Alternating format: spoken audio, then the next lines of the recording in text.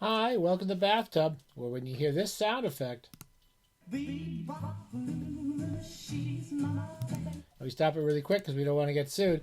You know this is our New-Bop-A-Lula, is Dodo. New-Bop-A-Lula. She's going to jump on my head in like 10 seconds. There, 5 seconds, 2 seconds. And New-Bop-A-Lula is one of our theme shows where we just talk about new books. I just filmed a very annoying episode, a short story roundabout, because Dodo's been so bad lately. Little bugger. She's going to get on my head. And I wanted to finish this one too because I don't have a lot of new books. People should be sending me new books. I'll talk about your books on here every time I have something to show the camera. I'll bring it in. Anyway, but I want to clear these out because they've been on top of my shelf for ages. So I've only got a few new books here, and we'll just talk about them quite quickly. The first one, and I don't remember if I talked about this or not, but I'm going to be doing a long piece on Norman Mailer, which is coming out fairly soon, and I'll do a special bathtub on Norman Mailer. Norman Mailer is like one of my least favorite American writers, but there is this lovely new volume that we love, the Library of America here, and they've just released a version for his 100th birthday, which it's basically, I incorrectly believe that this was a corrected edition of The Naked and the Dead, his first novel, which was published like a long time ago, 75 years ago.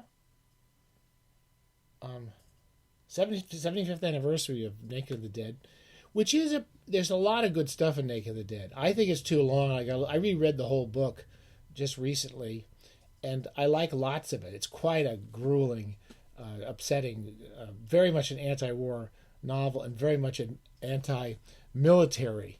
It's anti the people that run the military, and it's quite a powerful book. It's very naturalistic. It reminds me a lot of the naturalistic writers like John Dos Passos, and he was a big one. I think the only people that Mailer ever read carefully were the old naturalists, like Dreiser and Studs Lonigan was a book he liked, and he when he was a young man, and you can see the effect of these writers on him, and he picks them up very well. And as a young man, he had a lot of talent.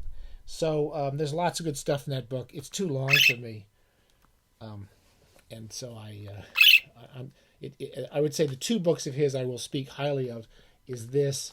Naked and the Dead is pretty good.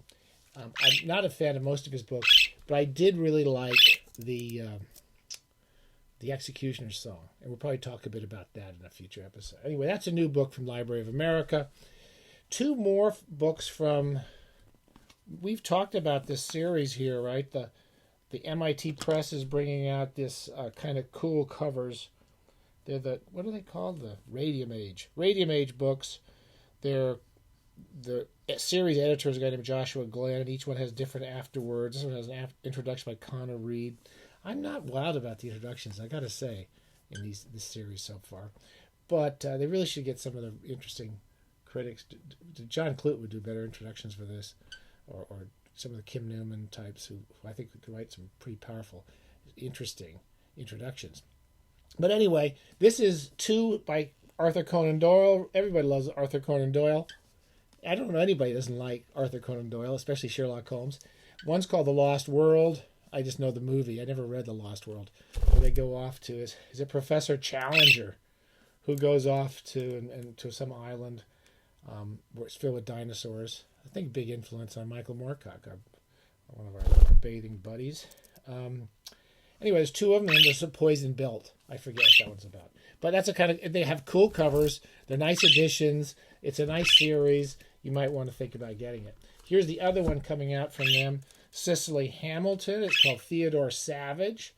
And I forgot. I looked at this more carefully. I've had these around for weeks, months. The summary says, when war breaks out in Europe, British civilization collapses overnight. So it's a post-apocalyptic novel from the 20s. Okay, and I like post-apocalyptic novels of any time. I'm all ready for post-apocalypse. Anytime there's a good post-apocalypse, I'll read it. Cicely Hamilton. So it looks pretty interesting. I don't know. I'll probably actually put that somewhere I can read that. This is another book.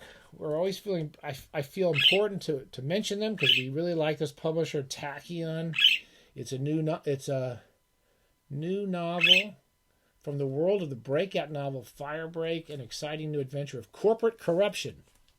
It's called Flight and Anchor by Nicole Corner Stace.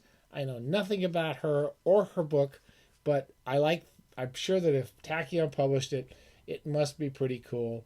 And it says here she was a Norton Award finalist. And her short fiction has appeared in Uncanny, Clark's World, Fantasy Magazine, and all these places that won't publish my short stories. So, congratulations! I hope that I will try to put that on one of my shelves to read.